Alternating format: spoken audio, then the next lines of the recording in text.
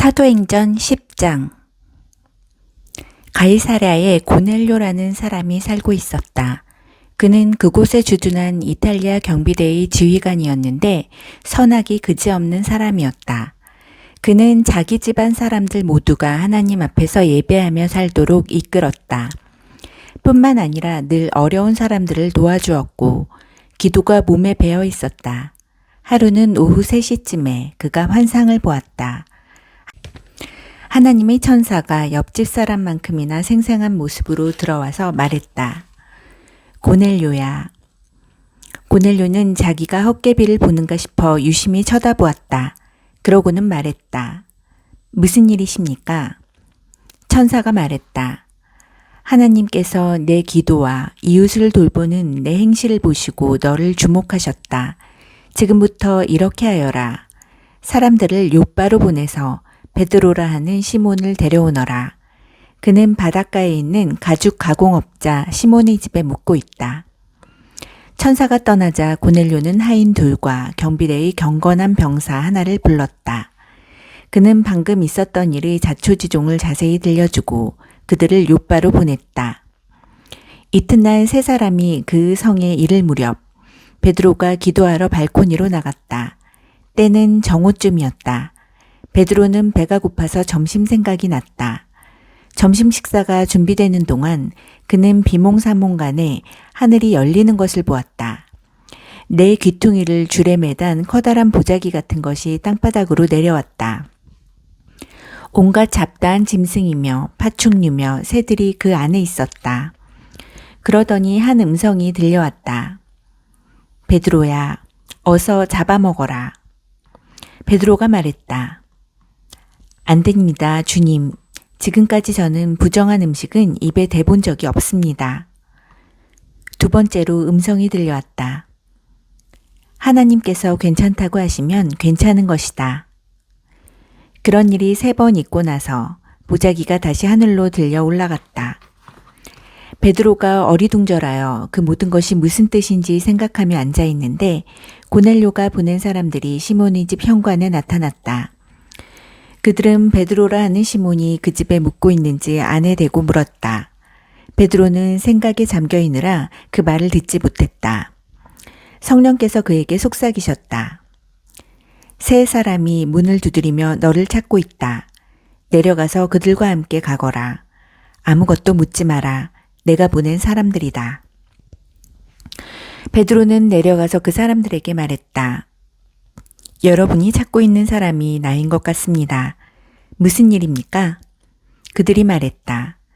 고넬료 지휘관님은 의롭게 행하며 하나님을 경외하는 분으로 널리 알려져 있습니다.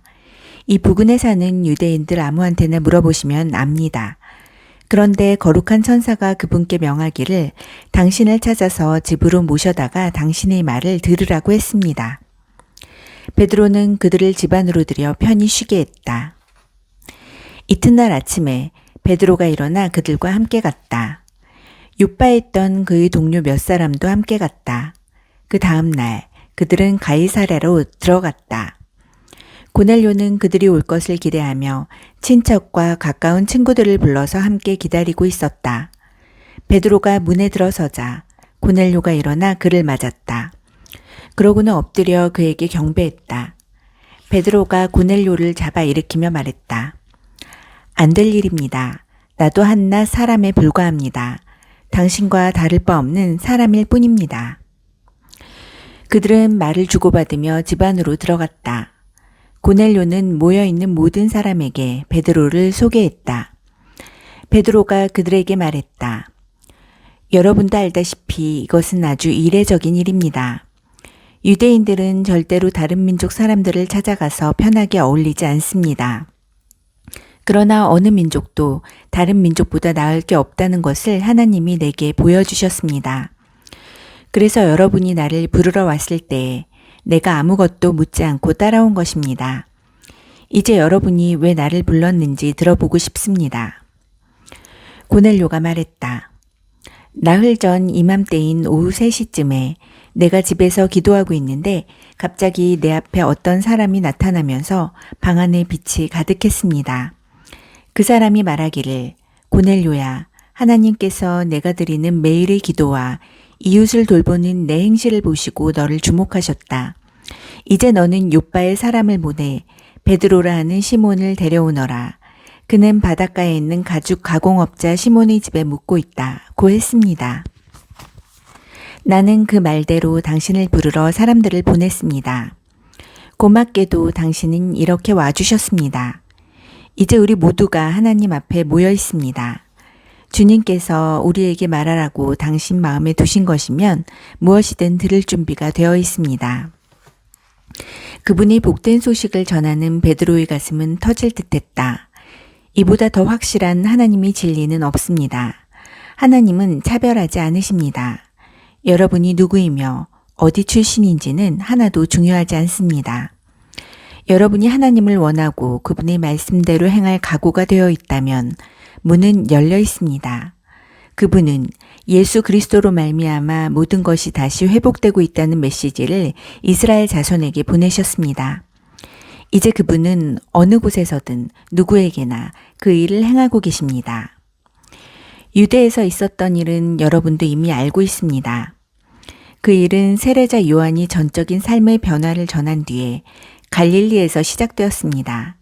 그때 예수께서 나사렛에서 오셔서 하나님께 성령으로 기름 부음을 받으셨습니다.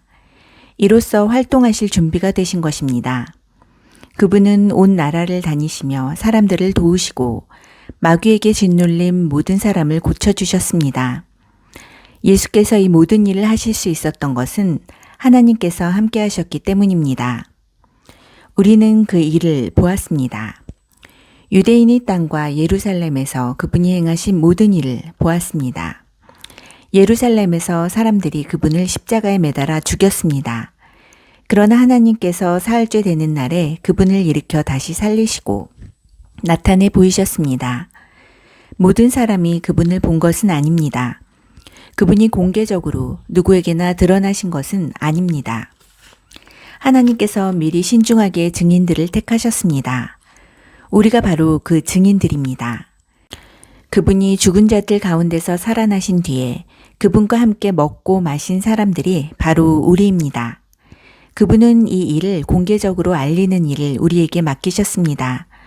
하나님께서 산자와 죽은 자의 심판자로 정하신 이가 바로 예수이심을 엄숙히 증거하는 일을 우리에게 맡기신 것입니다. 그러나 이 일에 우리만 참여한 것은 아닙니다.